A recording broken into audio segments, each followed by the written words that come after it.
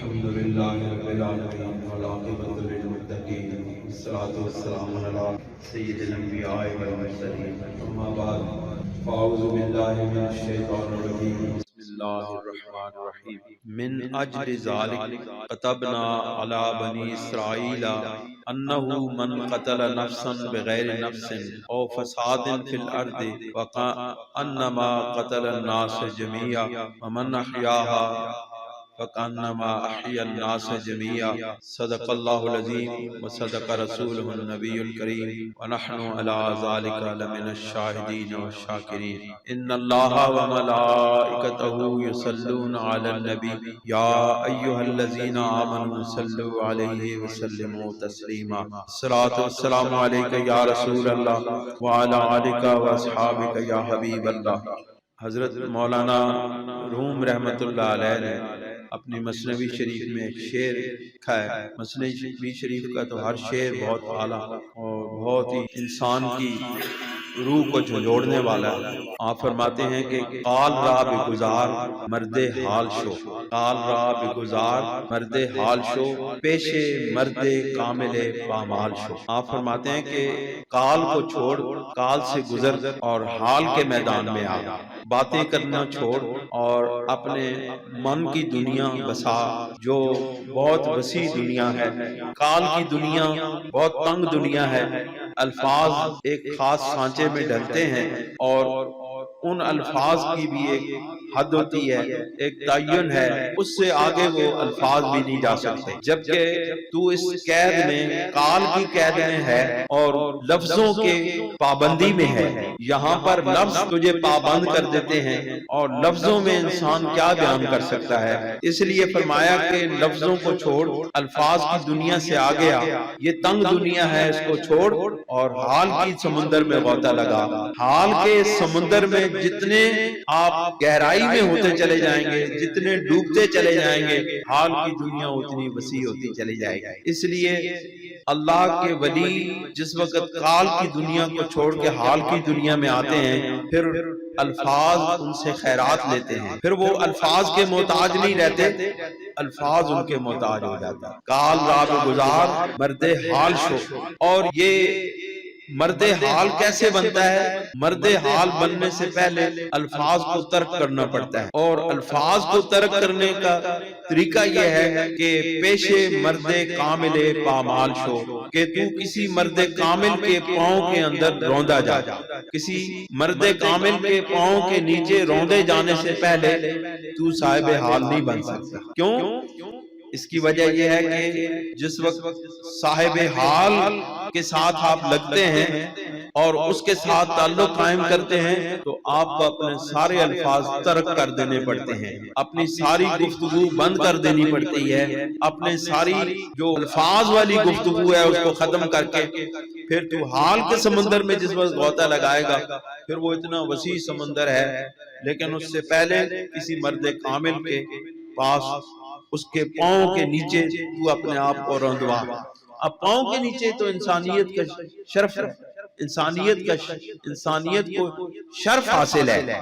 اب پامال ہونے کا کیا مطلب ہے؟ اگر کسی فزیکلی جس طرح پامال ہونا ہے تو پھر تو وہ انسانیت کی تذلیل ہو گئی، پھر تو کوئی انسان کسی کی تذلیل کرنے کا حق نہیں رکھتا ہے۔ اب کسی مرد کامل کے پاؤں کے نیچے پامال ہونے کا مطلب تذلیل نہیں ہے، بلکہ پامال ہونے کا مطلب یہ ہے کہ تو اپنے ساری ارادہ، اپنا سارا کچھ اس مرد حال کے سپرد کر دے تاکہ وہ تجھے بھی مرد حال بنا دے۔ دوستو اور بزرگوں، جب انسان کال کی دنیا میں رہتا ہے تو وہ بڑا ظالم ہوتا ہے۔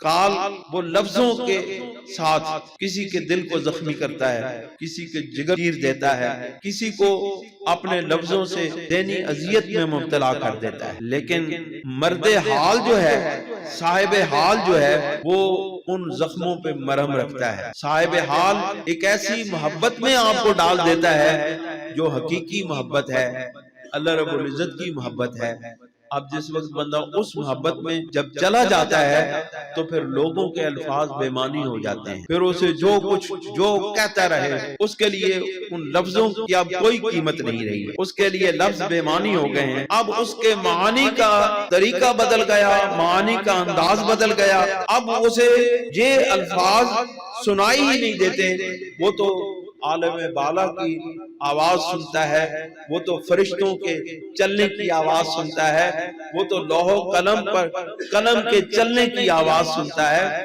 پھر وہ اس مقام پہ پہنچ جاتا ہے کہ اس دنیا سے اس کا رشتہ کٹ جاتا ہے اور حال کی دنیا کے ساتھ وہ جڑ جاتا ہے، اور جب حال کی دنیا سے جڑ گیا اس کو پھر اس دنیا کی کوئی پرواہ نہ رہی۔ دوستو، اسی مقصد کو پانے کے لیے کہ الفاظ کی وجہ سے یا کسی کے عمل کی وجہ سے کسی کو ذلیل کرنا، کسی کو نقصان پہنچانا، کسی کو تکلیف میں مبتلا کرنا، یہ قطعاً جائز نہیں ہے۔ اللہ تعالیٰ نے حضرت آدم علیہ السلام کے بیٹوں کا ذکر کیا، یہ جو آیت میں نے پڑھی اس سے پچھلی آیت میں، کہ قابیل نے جب حابیل کو قتل کر دیا تو اب قابیل کو یہ مصیبت پڑی کہ اب اس کی لاش کو کہاں دفنائے۔ اب وہ زبان کا معاملہ ہوا تھا، دونوں کی آپس میں زبان کے اوپر معاملہ خراب ہو گیا، ایک نے کہا کہ یہ کام میں کروں گا، دوسرے نے کہا کہ یہ میرا حق بنتا ہے۔ جب ان کی آپس میں تکرار بڑھی تو ایک نے کہا کہ میں تجھے قتل کر دوں گا، تو دوسرے نے کہا اگر تو قتل کرے گا بھی تو میں تیرے سامنے ہاتھ نہیں اٹھاؤں گا، میں اپنا معاملہ اللہ کے سپرد کر۔ تو جب قابیل کو اپنے بھائی کی لاش چھپانے کی ضرورت پیش آئی تو اللہ تعالیٰ نے اس کے لیے ایک کوا بھیجا جس نے زمین کھود کے اپنے دوسرے کوے کو اس میں دفنا دیا۔ تو اس کو خیال آیا کہ اگر یہ دیکھو میں تو اس پرندے سے بھی زیادہ کم تر عقل والا ہوں کہ اس کو تو اپنے بھائی کی لاش دفنانے کی عقل ہے لیکن مجھے عقل نہیں آئی ہے، اور میں نے اپنے بھائی کو مارا کیوں ہے۔ بہرحال وہ قصہ اپنی جگہ پر رکھتا ہے معاملہ۔ اب اس کے ضمن میں اللہ رب العزت نے یہ آیہ مبارکہ نازل فرمائی ہے جو ہمارا آج کا مدعا ہے۔ اللہ رب العزت فرماتے ہیں من اجل ذالک، اسی وجہ سے، یعنی جو قابیل نے حابیل کو مارا تھا، اب اسی وجہ سے ہم نے آئندہ کے لیے یہ فرض کر دی ہے بات، اور لوگوں کے لیے ہم نے یہ لازم کر لی ہے کہ وہ اس بات کو سمجھیں۔ کون سی بات؟ کتبنا علی بنی اسرائیل، کہ ہم نے بنی اسرائیل پر یہ بات فرض کر دی کہ انہو من قتل نفسا بغیر نفس، کہ بے شک تم میں سے اگر کوئی شخص کسی دوسرے شخص کو بلا وجہ قتل کرے گا، او فساد فی الارض، یا زمین میں فساد پھیلائے گا، فکأنما قتل الناس جميعا، تو وہ اس طرح ہے گویا کہ اسے ساری انسانیت کو قتل کر دیا۔ آپ دیکھیں ہماری حالت آج کے دور کے اندر کیا ہے، ہم صرف الفاظ کی بنیاد کے اوپر اختیارات کو اپنے ہاتھ میں لے لیتے ہیں، اور تمام دنیاوی قوانین بھی اور دینی قوانین بھی، احکام الہی بھی اور احکامات رسول بھی، شریعت بھی اور احکامات الہی بھی، یہ ساری چیزوں کو ہم بھول جاتے ہیں اور تمام فیصلے اپنے ہاتھ میں لے لیتے ہیں، اور اپنے سامنے اللہ تعالیٰ کی ذات کو یا رسول کریم صلی اللہ علیہ وسلم کی ذات کو آڑ بناتے ہیں، اور پھر خود ہی مدعی ہوتے ہیں، خود ہی منصف ہوتے ہیں، خود ہی اس فیصلے پر عمل کرتے ہیں، اور جس کو چاہتے ہیں اس کو مار دیتے ہیں، اس کو قتل کر دیتے ہیں۔ یہ پچھلے دنوں جو سیالکوٹ میں واقعہ ہوا کہ ایک کرسچین کو صرف اس بنیاد کے اوپر کہ اس نے کوئی سٹیکر پھاڑے یا کوئی اور اس طرح کا عمل کیا جس کی وجہ سے اس کو نہ صرف مار دیا گیا بلکہ اس کو جلا دیا گیا، یہ کسی بھی صورت میں اسلامی فعل نہیں ہے، یہ کسی بھی صورت میں عشق مصطفیٰ نہیں ہے۔ آپ مجھے بتائیں، عشق مصطفیٰ کے دعوے داروں اور اپنے آپ کو حاکم اعلیٰ یعنی اللہ رب العزت کی جگہ پر اور رسول اللہ کی جگہ پر فائز کر کے فیصلے کرنے والوں، کبھی اپنے گریبان میں جھانک کے دیکھا ہے کہ تم کتنا عشق مصطفیٰ رکھتے ہو؟ عشق مصطفیٰ کا تقاضا ہے یا عشق کا تقاضا یہ ہے کہ عاشق اپنے محبوب کی ہر بات کو تسلیم کر لے، عاشق اپنے آپ کو اپنے محبوب کی ذات میں گم کر دے۔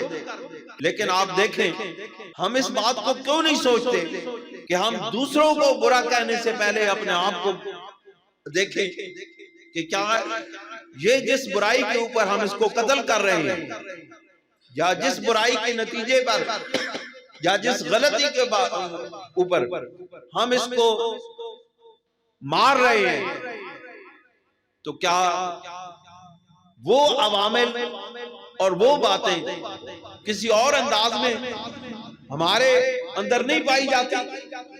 کیا ہمارا معاشرہ اتنا پاک ہو گیا ہے؟ عشق مصطفیٰ صلی اللہ علیہ وآلہ وسلم اگر کسی نے سچی اور حقیقی انداز میں کیا تو وہ صحابہ کرام رضوان اللہ تعالیٰ علیہ مجمعین۔ سرکار نے فرما دیا کہ کھڑے ہو جاؤ، صحابہ کھڑے ہو گئے، وجہ نہیں پوچھی کہ کیوں کھڑا ہونے کے لیے کہا ہے۔ ایک صحابی حضور علیہ السلام خطبہ پڑھ رہے تھے، ایک صحابی باہر سے تشریف لا رہے تھے، تو رسول اللہ صلی اللہ علیہ وآلہ وسلم اب معلوم نہیں کون سی گفتگو فرما رہے ہیں، لیکن آپ علیہ السلام نے فرمایا کہ بیٹھ جاؤ، بس صرف یہ لفظ سنا ان صحابی نے اور وہ دروازے پر ہی بیٹھ گئے۔ تو بعد میں کسی نے ان سے پوچھا کہ رسول اللہ صلی اللہ علیہ وسلم نے تو کسی اور وجہ سے کہا تھا کہ بیٹھ جاؤ، تو تم کیوں بیٹھ گئے ادھر؟ انہوں نے کہا میرے آقا کے یہ الفاظ میرے کانوں میں پڑے کہ بیٹھ جاؤ، اب اس کے بعد ان الفاظ کی اطاعت کرنا میرے اوپر لازم ہو گیا تھا، اور ان کے الفاظ کی اگر میں خلاف ورزی کرتا تو مجھے ایمان سے خارج ہونے کا امکان۔ یہ اطاعت رسول ہے، یہ محبت رسول ہے۔ عشق مصطفیٰ کا تقاضا یہ ہے کہ آپ 5 وقت کی نماز پڑھیں۔ ہم میں سے کتنے لوگ 5 وقت کی نماز پڑھتے ہیں؟ جن لوگوں نے اس بندے کو مارا ان کو کھڑا کر کے پوچھو کہ تم عشق مصطفیٰ میں کتنی راتیں جاگے ہو، ان سے پوچھیں کہ آپ عشق رسول میں کتنی نمازیں پڑھتے ہو، کتنے لوگوں کی ہمدردی اور خیرخواہی کرتے ہو۔ ان سے اگر کوئی پوچھے تو ان میں سے شاید ہی کوئی ایک بندہ بتا سکے کہ میں نماز پڑھتا ہوں۔ دوستوں اور بزرگوں، آپ مجھے بتائیں، ہم نام رسول کی توہین پر لوگوں کو مار دیتے ہیں، بالفرض اگر اس نے کسی نے توہین کی بھی ہے، اس کا فیصلہ کرنا ہمارے اوپر لازم نہیں ہے، اس کا قانون ہے، آئین ہے، یہ اسلامی ریاست ہے، یہ کوئی ایسی جگہ نہیں ہے جہاں پر قانون نہیں ہے۔ قانون نافذ کیوں نہیں ہوتا؟ کبھی آپ خود دیکھیں، میرے سمیت ہم میں سے کتنے لوگ ہیں جو اس قانون پر عمل کرتے ہیں؟ ہم میں سے کتنے لوگ ہیں جو اس قانون کو روز توڑتے ہیں؟ پھر اس قانون کے مطابق لوگوں سے عمل کی ہم خواہش رکھتے ہیں کہ لوگ اس پر عمل کریں۔ ہم روزانہ اشارے نہیں توڑتے ٹریفک کے، ہم روزانہ غلط جگہ پہ گاڑی نہیں کھڑی کرتے، ہم روزانہ کوئی نہ کوئی خلاف ورزی قانون کی نہیں کرتے، تو پھر جس قانون کی ہم روزانہ دھجیاں اڑاتے ہیں اسی قانون کے مطابق عمل درآمد کروانے کی بات کرتے ہو؟ پہلے اپنے معاشرے کو تو قانون کے تابع کر لو، پہلے اپنے آپ کو تو قانون کے تابع کر لو، پھر کسی اور سے مطالبہ کرنا قانون پر عمل کرنے کا۔ پھر عشق مصطفیٰ، آپ مجھے بتائیں، ہماری گلیوں میں، ہمارے محلوں میں، ہمارے بازاروں میں کتنے اشتہار اور سٹیکر ایسے پڑے ہوتے ہیں جن پر اللہ اور اس کے رسول کا نام لکھا ہوتا ہے؟ اس وقت آپ کا عشق مصطفیٰ نہیں جاگتا؟ کوڑے کرکٹ کے ڈھیروں پر اللہ اور اس کے رسول کے نام کے لکھے ہوئے بینر ملتے ہیں، اس وقت عشق رسول نہیں جاگتا؟ اخباروں پر لکھے ہوئے نام، آیات، ان کے اندر ہم پکوڑے لپیٹ کے لے جاتے ہیں، سودا سلب لے جاتے ہیں، اس وقت عشق رسول کسی کا نہیں جاگتا؟ یہ کیسا عشق رسول ہے جو دوسرے کے لیے جاگ پڑتا ہے، اپنے لیے سو جاتا ہے؟ یہ کیسا عشق رسول ہے جو دوسروں کو مارنے کے لیے تو اٹھ کھڑا ہوتا ہے، لیکن کسی کی جان بچانے کے لیے جو رسول اللہ نے کیا ہے، جو عمل رسول اللہ نے کیا ہے، لوگوں کی جانوں کو تحفظ کیا ہے، اس کی طرف ہمارا عشق رسول نہیں بڑھتا۔ یہ ظلم ہے۔ اللہ تعالیٰ نے فرمایا کہ کتبنا علی بنی اسرائیل، ہم نے بنی اسرائیل پر یہ لازم کر دیا کہ انہ من قتل نفسا بغیر نفس، کہ کوئی شخص کسی کو بلا وجہ قتل کرے، بغیر قصاص کے کسی کو قتل کر دے تو وہ اس طرح ہے، اور فساد فی الارض، یا زمین میں فساد پھیلانے کے لیے کسی کو قتل و غارت کرے، زمین میں فساد پھیلائے، یعنی یا تو کسی کو شخص کو بلا وجہ قتل کر ڈالے، یا زمین کے اندر فساد پھیلائے تو اس طرح ہے فَكَأَنَّمَا قَتَلَ النَّاسَ جَمِيعًا، تو یہ ایسی صورت ہے جس طرح اس نے ساری انسانیت کو قتل کر دیا۔ دوستو اور بزرگوں، غور و فکر کرنے کی بات ہے، کاش کہ ہم قرآن مجید پر غور کرتے، کاش کہ ہم قرآن مجید کو سمجھنے کی کوشش کرتے۔ یہاں پر اللہ تعالیٰ نے مومن کو نہیں کہا کہ مومن کو قتل کرے یا مومن کے لیے زمین میں فساد پھیلائے یا مومن زمین میں فساد نہیں، اللہ تعالیٰ نے فرمایا کہ من قتل نفسا بغیر نفس، کسی بھی شخص کو، خواہ وہ مسلمان ہے یا غیر مسلم ہے، یہاں پر اسلام کی، مومن کی، مسلمان ہونے کی تخصیص نہیں کی گئی ہے، یہاں پر انسانیت کا لیے، انسان کے لیے کسی بھی شخص ہے، وہ کسی بھی قوم سے تعلق رکھتا ہے، کسی بھی نسل سے تعلق رکھتا ہے، یہاں پر انسانیت کی بات ہو رہی ہے۔ دوستو اور بزرگوں، اسلام انسانیت کا دین ہے، یہ جتنا تحفظ انسانیت کو اسلام دیتا ہے دنیا میں اور کوئی مذہب نہیں دیتا۔ اللہ تعالیٰ فرماتے ہیں جس نے کسی بھی شخص کو قتل کیا بغیر قصاص کے اور فساد فی الارض، یا اس نے زمین میں فساد پھیلایا، تو فَكَأَنَّمَا قتل الناس جميعا، تو وہ اس طرح ہے جس طرح اس نے پوری انسانیت کو قتل کر۔ آپ دیکھیں یہاں پر ہم مذہب کو آڑ بناتے ہیں لوگوں کو مارنے کے لیے، لوگوں کو قتل کرنے کے لیے، لیکن اللہ کہتے ہیں کہ بغیر کسی وجہ کے، بغیر قصاص کے، بغیر کسی فیصلے کے تم کسی بھی شخص کو قتل نہیں کر سکتے۔ یہ کسی کو قتل کرنا، کسی کو مارنا، یہ پبلک پراپرٹی نہیں ہے، یہ پبلک کا اختیار نہیں ہے کہ کوئی ہجوم اٹھے اور وہ کسی شخص کو پکڑے اور اس کو کسی بھی الزام میں قتل کر دے۔ بے شک اگر اس نے گناہ بھی کیا ہے تو کسی گناہ کا فیصلہ نہ آپ کر سکتے ہیں نہ میں کر سکتا ہوں، یہ شریعت اسلامی اس کا فیصلہ کرے گی، حاکمیت اعلیٰ اس کا فیصلہ کرے گی، اور اللہ اور اس کے رسول کا قانون اس کا فیصلہ کرے گا۔ اور جن کو اللہ تعالیٰ نے اس قانون پر عمل درآمد کروانے کی ذمہ داری سونپی ہے، یہ ان کی ذمہ داری ہے کہ اس قانون پر عمل درآمد کروائیں۔ اگر کوئی اور شخص اللہ کے قانون کو اپنے ہاتھ میں لے لے اور رسول اللہ کی شریعت کو اپنے ہاتھ میں لے لے تو وہ گویا کہ اللہ کے خلاف بھی چل رہا ہے اور رسول اللہ کے خلاف بھی چل رہا ہے۔ آپ دیکھیں ایک شخص کو مارنا پوری انسانیت کا قتل ہے۔ آپ ذرا غور فرمائیں کہ اسلام سے بڑھ کر اور کون سا مذہب ایسا ہے جس نے انسانیت کا تحفظ کیا ہے، انسانیت کو بچایا ہے۔ لیکن اسلام اپنے قانون، اپنے اصولوں کے مطابق بہت اعلیٰ و عرفہ ہے۔ اسلام کے قانون کے اندر کوئی نقص نہیں ہے، اسلام ٹھیک ہے، مسلمان ٹھیک نہیں ہے۔ ہم مسلمان اسلام کو مانتے تو ہیں لیکن اس پر عمل نہیں کرتے۔ عمل اگر کرتے تو آج ہماری وجہ سے اسلام بدنام نہ ہوتا۔ یہ اسلام کی جو توہین ہوتی ہے، یہ اسلام کی جو بدنامی ہوتی ہے، یہ رسول اللہ صلی اللہ علیہ وسلم کی جو توہین ہوتی ہے، کبھی اپنے گریبان میں جھانک کے دیکھیں، یہ ہماری وجہ سے ہوتی ہے۔ ہمارا کردار رسول اللہ کے کردار جیسا نہیں ہے، ہمارا عمل رسول اللہ کے عمل جیسا نہیں ہے، ہمارے شب و روز رسول اللہ صلی اللہ علیہ وسلم کے عمل جیسے نہیں گزرتے، ان کی طرح کے نہیں گزرتے، لہذا ہم لوگوں کو موقع دیتے ہیں کہ وہ اسلام کے خلاف بات کریں۔ سب سے پہلا جرم ہمارا ہے، کبھی اپنے گریبان میں بھی ہم جا کے دیکھتے ہیں۔ سب سے پہلے مجرم اسلام کو بدنام کرانے والے ہم ہیں، جو اسلام کو سربلندیوں تک پہنچانے والے تھے، ان کو تو دیکھ کے لوگ اسلام قبول کیا کرتے تھے۔ آج ہم دیکھیں ہم رسول اللہ سے عشق و محبت کا دعویٰ کرتے ہیں لیکن نام رسول صلی اللہ علیہ وسلم کی توہین ہم اپنے ہاتھوں سے کرتے ہیں، نعوذ باللہ من ذالک۔ اب وہ کہاں گئے مسلمان جو اسلام کی عزت و ناموس، رسول اللہ صلی اللہ علیہ وسلم کی عزت و ناموس کے لیے اپنی جانیں لٹاتے تھے؟ لیکن وہ لوگ تھے جنہوں نے سچائی کے ساتھ عشق رسول کیا تھا۔ ہم صرف لفظوں کے ساتھ عشق رسول کرتے۔ آپ مجھے بتائیں یہ کتنے عاشقان رسول ہیں جو اپنے آپ کو عاشقان رسول کہتے ہیں لیکن وہ رسول اللہ کی نعتوں کو بیچتے نہیں؟ کتنے نعت خان سودے کر کے، بھاؤ تاؤ کر کے، مکمکا کر کے آپ کو عشق مصطفیٰ کا درس دینے آتے ہیں؟ کتنے خطیب ایسے ہیں جو آپ کو اللہ اور اس کے رسول کی باتیں سنانے کے لیے آپ سے پہلے پیسہ طے کرتے ہیں، مال طے کرتے ہیں، اور اس کے بعد آپ کو اللہ اور اس کے رسول کی بات بتاتے ہیں؟ کیا یہ عشق مصطفیٰ ہے؟ یہ عشق صحابہ ہے؟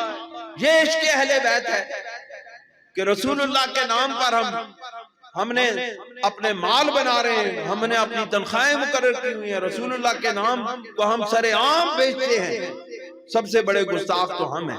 رسول اللہ کے نام کا سودا کرنے والے عاشقان رسول اپنے عشق کے اندر دیکھو، جھانک کے دیکھو کہ ہمارا عشق رسول کیا کر رہا ہے۔ لوگوں کو مارنے سے پہلے اپنے اندر کو مار، اپنے اندر جو چھپا ہوا شیطان ہے اس کو مار، تاکہ یہ تجھے اسلام کی سچائی اور حقانیت طرف آنے دے۔ پھر اللہ کریم ارشاد فرماتے ہیں وَمَنْ أَحْيَاهَا، اور جس نے اس کو بچایا، اس کی زندگی کو بچایا، وَمَنْ أَحْيَاهَا یعنی انسان کی زندگی کو بچایا، فَكَأَنَّمَا أَحْيَا النَّاسَ جَمِيعًا، تو وہ اس طرح ہے جس طرح اس نے پوری انسانیت کو بچا لیا۔ اسلام تو یہ تعلیم دیتا ہے کہ ایک انسان کا قتل ساری انسانیت کا قتل ہے، اور ایک جان کو بچا لینا ساری انسانیت کو بچا لینے کے برابر ہے۔ یہ اسلام کی حقیقی تعلیم ہے۔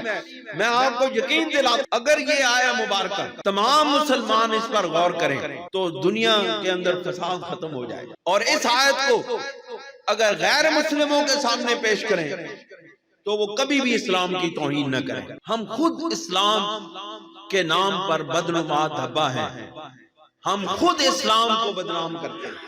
ہم جب کہتے ہیں کہ غلامی رسول میں موت بھی قبول ہے، تو موت تو بعد میں قبول کر، پہلے غلامی رسول تو اختیار کر۔ کیا ہم غلام رسول کہلانے کے حقدار ہیں؟ ہم کون سا رسول اللہ صلی اللہ علیہ وسلم کی بات کو تسلیم کرتے ہیں؟ غلام تو وہ ہوتا ہے جو بلا معاوضہ خدمت کرے، غلام وہ ہوتا ہے جو بغیر کسی لالچ کے خدمت کرے، غلامی کرے۔ غلام وہ ہوتا ہے جو کسی معاوضے کی طلب کے بغیر اپنے آقا کے لیے کام کرے۔ ہم وہ غلام ہیں جو رسول اللہ صلی اللہ علیہ وسلم کی غلامی کا دعویٰ تو کرتے ہیں، لیکن ہم وہ غلام ہیں جو اپنی اس غلامی کا معاوضہ بھی لیتے ہیں۔ ہم مزدور ہیں، ہم نام رسول پر مزدوری کرتے ہیں۔ پہلے سچا غلام بن، پھر اپنی جان کو رسول اللہ پر نثار کر۔ زبانی کلامی غلامی رسول کا دعویٰ اور ہمارا عمل رسول اللہ کی ہر بات کے خلاف، رسول اللہ کی ہر عمل کے خلاف، شریعت اسلامیہ کے تمام اصولوں کے خلاف، پھر ہم کہتے ہیں کہ ہم بڑے مسلمان ہیں، ہمیں غلامی رسول میں موت بھی قبول ہے۔ یہ کون سی غلامی رسول ہے؟ ہمارے شب و روز رسول اللہ صلی اللہ علیہ وسلم کے حکموں کے خلاف گزرتے ہیں، ہماری دن اور راتیں، ہماری خلوت اور جلوت رسول اللہ کے حکموں کے خلاف گزرتی ہے، اور دعویٰ ہے ہمیں غلامی رسول کا۔ دوستوں اور بزرگوں، رسول اللہ صلی اللہ علیہ وسلم کی سچی غلامی کا تقاضا یہ ہے کہ پہلے عمل کرو، پہلے رسول اللہ کے حکموں کے مطابق اپنے تمام اعمال کو سرکار کے حکموں کے تابع کر دو، پھر غلامی رسول کا دعویٰ کیا جائے تو ٹھیک ہے، ورنہ باقی ساری باتیں ہی باتیں ہیں۔ اور اسی کو میں نے ابتدا میں کہا تھا کہ کال راب گزار مرد حال شو، صرف گفتگو کرنے سے بندہ عاشق رسول نہیں بنتا، اندر کے حال سے عشق رسول آتا ہے۔ اللہ تعالی ہمیں عمل کی توفیق عطا فرمائے۔ وآخر دعوانا